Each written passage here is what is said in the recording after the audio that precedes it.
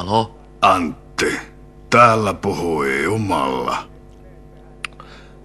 Mä oon pahoillani kaikesta. Täällä ollaankin koko aamupäivän kirjattu ylös sinun syntejäsi. Mutta anteeksianto on vielä mahdollinen. Mä teen ihan mitä tahansa.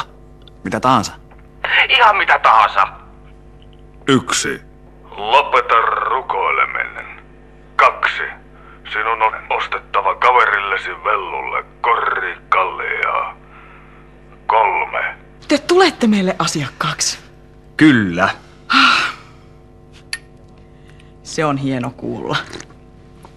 Erityisen vaikutuksen minuun teki sinun ja veli-Matin vilpitön ja pyyteetön ahkeruus vaativassa työssänne.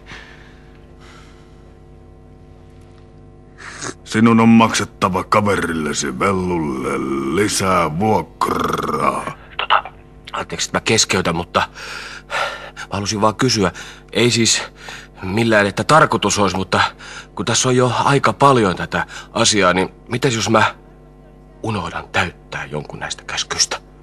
Varmasti Vellukin ilahtuu uutisesta. Tosin hänen sydämensähän on aina täynnä vilpitöntä positiivisuutta. Sinä joudut helvettiin turistiluokassa, eikä siellä ole telkkarissa kuin yksi kanava, joka näyttää ainoastaan visailuohjelmien uusintoja.